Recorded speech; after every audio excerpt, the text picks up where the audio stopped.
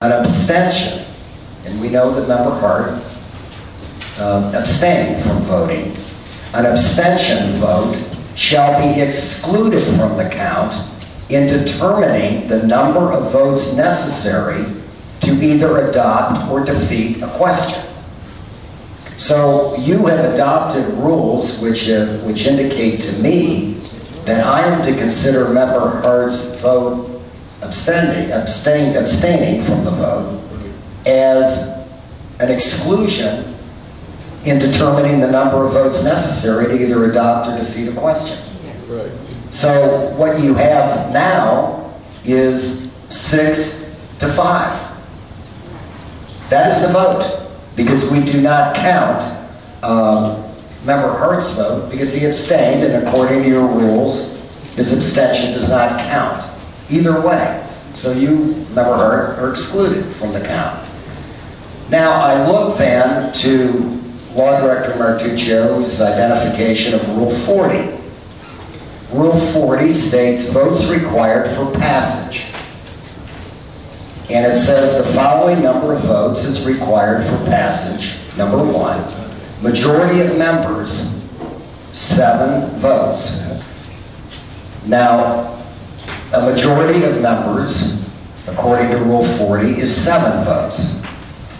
But throughout your rules, you have carefully defined, in a number of instances, what it means to look at a vote. For example, in Rule 37, you have a motion to refer back to committee. I'll read that. Any member of council may move to refer any ordinance back to the committee or to another committee of council if the said motion receives a majority vote of the council members present. Well, that doesn't mean all 12. That means if there's a quorum, who votes? Similarly, in Rule 38, division of the question, B, any member may move to divide the question. A majority vote of the members present is required for division of the question.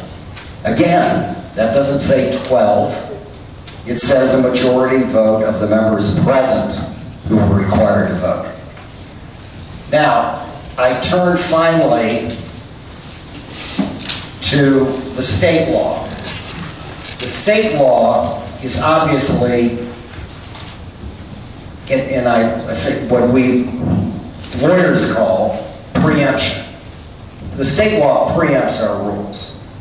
We have to abide by the state law. We cannot, for example, in Ohio Revised Code 731.04, which deals with officers of a legislative authority, which is what we're dealing with here tonight.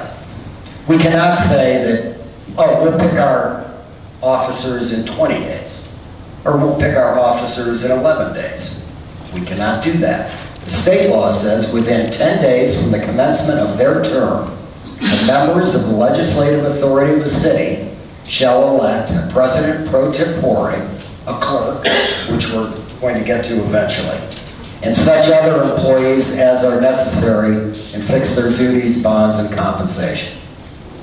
So the state law requires you as a city council to fulfill your legal obligation to name a president pro tempore, which is what we're dealing with right now, within 10 days.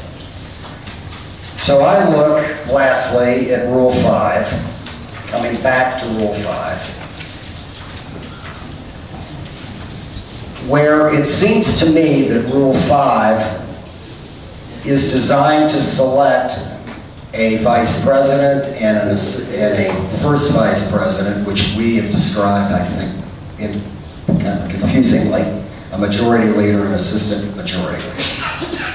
And I turn to the language that you adopted in Resolution 1.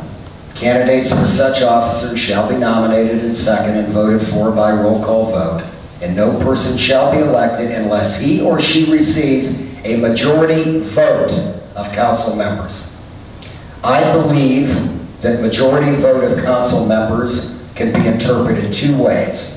It can either mean what Law Director Martuccio said, 7, or a plurality.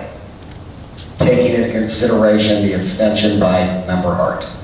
I believe to give full force and effect and purpose to Rule 5, that you select an officer, vice president tonight within the 10 days.